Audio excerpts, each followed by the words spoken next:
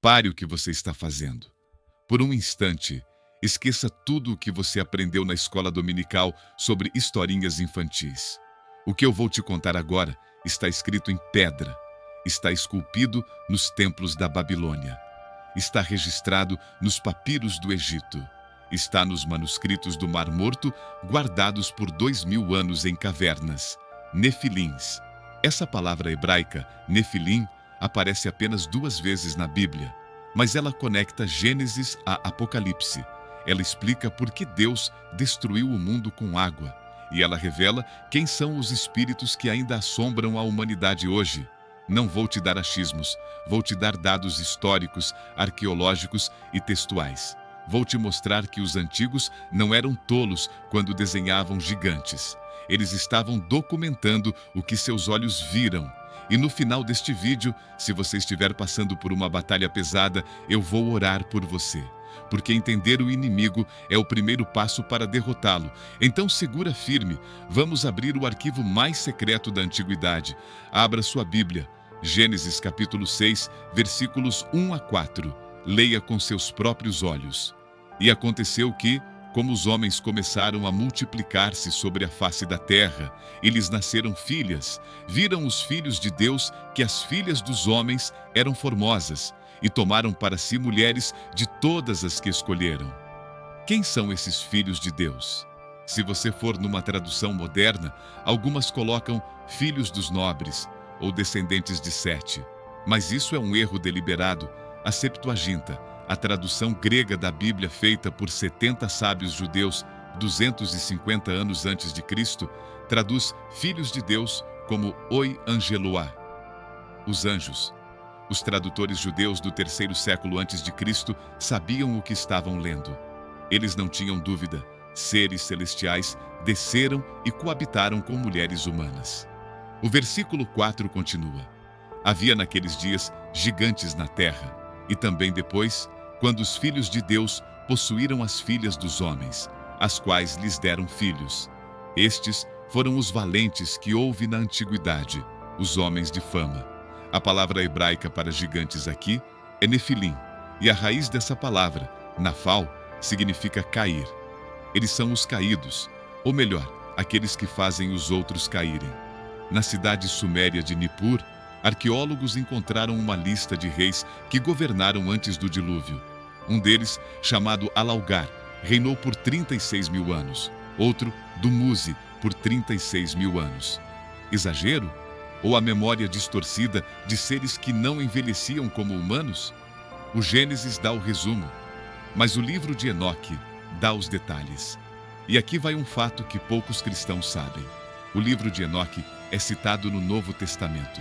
Judas, irmão de Jesus, no versículo 14, diz: Enoque, o 7º depois de Adão, profetizou, e cita diretamente o livro.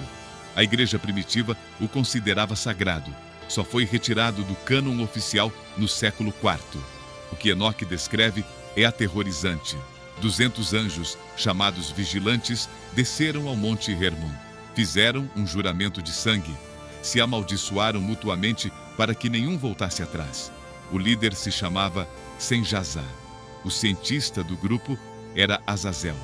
Ele ensinou os humanos a fabricar armas, espadas, escudos, ensinou maquiagem para enganar os olhos, ensinou metalurgia e feitiçaria. E o que nasceu dessa união?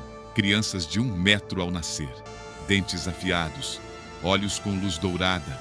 Eles cresciam 10 centímetros por dia. Em 1 ano tinham 6 metros, em 2 anos 10 metros. Eles comiam tudo, primeiro os grãos, depois os animais, depois os humanos. Por que Deus se arrependeu de ter feito o homem? Gênesis capítulo 6, versículo 6, diz que Deus se doeu em seu coração. Não foi um capricho divino, foi a única saída. A imagem de Deus estava sendo corrompida. Os nefilins eram híbridos, não tinham alma humana, não podiam ser redimidos. Eles eram um erro na criação que precisava ser apagado. A água veio, 40 dias e 40 noites. As fontes do abismo se romperam. As comportas do céu se abriram. Os nefilins de 15 metros tentaram nadar. Tentaram subir as montanhas mais altas, mas a água cobriu tudo. O Monte Ararat, com quase 5.000 metros de altura, foi submerso. E quando as águas baixaram, só restou a arca. Apenas Noé e sua família. 8 pessoas. A humanidade recomeçou do zero. Mas aqui está a pergunta que muda tudo. Se o dilúvio destruiu todos os nefilins, por que a Bíblia menciona gigantes depois do dilúvio? Números capítulo 13, versículo 33. Os espiões de Israel voltam da terra de Canaã. Eles estão apavorados. Dizem: vimos ali gigantes, nefilins, filhos de Anak, descendentes dos gigantes. Éramos aos nossos olhos como gafanhotos. Depois, em 1 Samuel, capítulo 17, aparece Golias. Ele tinha 2 metros e 90 centímetros de altura. Sua armadura pesava 57 quilos. A ponta da sua lança pesava 7 quilos. Mas Golias não estava sozinho. Segundo Samuel, capítulo 21, menciona mais 4 gigantes filisteus, todos descendentes de Rafa, todos com 6 dedos nas mãos e 6 dedos nos pés.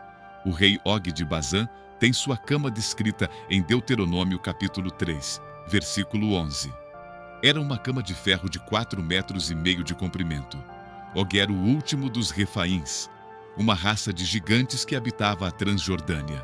A conclusão histórica é inevitável. O gene Nefilim sobreviveu. Os corpos dos Nefilins morreram no dilúvio. Mas os espíritos? Livro de Enoque, capítulo 15. Deus revela a Enoque que os Nefilins, por serem híbridos, não têm lugar nem no céu nem no inferno. Eles são algo diferente. E quando seus corpos foram destruídos, seus espíritos ficaram vagando pela terra. E esses espíritos são os demônios. Isso explica tudo. Por que os demônios parecem ter personalidades? Porque eles não são apenas anjos maus. Eles são os espíritos desencarnados dos Nefilins. Eles não descansam.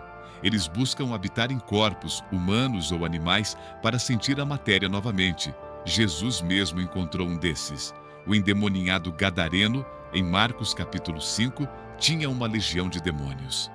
Ele era tão violento que ninguém podia prendê-lo. Ele vivia entre os mortos, gritando e se cortando com pedras. Quando Jesus perguntou: qual é o seu nome? Ele respondeu: Legião, porque somos muitos. Não é coincidência que as culturas antigas descreviam sereias, súcubos, íncubos e ninfas, todos eles espíritos híbridos que buscam seduzir e destruir. O mundo espiritual é real e a batalha continua. Você não vai enfrentar um gigante de 4 metros amanhã, mas vai enfrentar algo pior. Gigantes invisíveis, ansiedade que te paralisa, depressão que te afoga, vícios que te escravizam, medo do futuro. Esses são os nefilins espirituais do seu tempo. Mas a boa notícia é esta: o mesmo Deus que fechou a boca dos leões, que derrubou Golias com uma pedra, que destruiu os gigantes com água e que ressuscitou Jesus com poder, esse Deus está do seu lado. 3 passos para vencer. Primeiro, reconheça o gigante. Não finja que ele não existe. Dê nome ao seu medo. Segundo, use a arma certa. Davi não usou a armadura de Saul. Ele usou a funda e a pedra em nome do Senhor. Sua arma é a palavra de Deus e o nome de Jesus. Terceiro, entre na arca. A arca é Cristo. Quem está em Jesus está seguro. O dilúvio vem, você não será atingido. Se você está cansado de lutar sozinho contra gigantes que parecem invencíveis, eu quero orar por você agora. Coloque as mãos sobre o peito ou sobre a tela. Ore comigo em voz alta ou em seu coração. Senhor Deus, o Deus de Davi, o Deus que derrotou Golias, o Deus que destruiu os nefilins, o Deus que fez Noé andar sobre as águas do juízo em segurança. Eu reconheço hoje que não tenho forças próprias para vencer os gigantes da minha vida, mas o Senhor tem. O Senhor é o leão de Judá. O Senhor é o gigante que nunca cai. Eu declaro, em nome de Jesus Cristo, que todo espírito de medo que tenta me paralisar está quebrado. Toda opressão espiritual que age como um nefilim na minha mente é desfeita pelo sangue do Cordeiro. Senhor, me dá força para continuar. Me dá coragem para lutar. Me dá fé para confiar que a tua arca ainda flutua em meio ao caos. Eu entro na tua arca agora. Eu me refugio em ti. E eu sei que, assim como o arco-íris apareceu para Noé, a tua paz vai aparecer na minha vida. Em nome poderoso de Jesus Cristo, o nome acima de todo nome. Amém. Se você fez essa oração, escreva nos comentários uma palavra: Arca. Isso mostra que você tomou uma decisão espiritual hoje. Eu vou estar orando por cada um que escrever. Compartilhe este vídeo com alguém que precisa entender que o gigante pode cair. E se inscreva no canal, porque no próximo vídeo eu vou te mostrar o livro dos jubileus, o texto que revela o calendário secreto de Deus. Até lá, lembre-se, os gigantes caíram, mas o Deus de Israel permanece para sempre.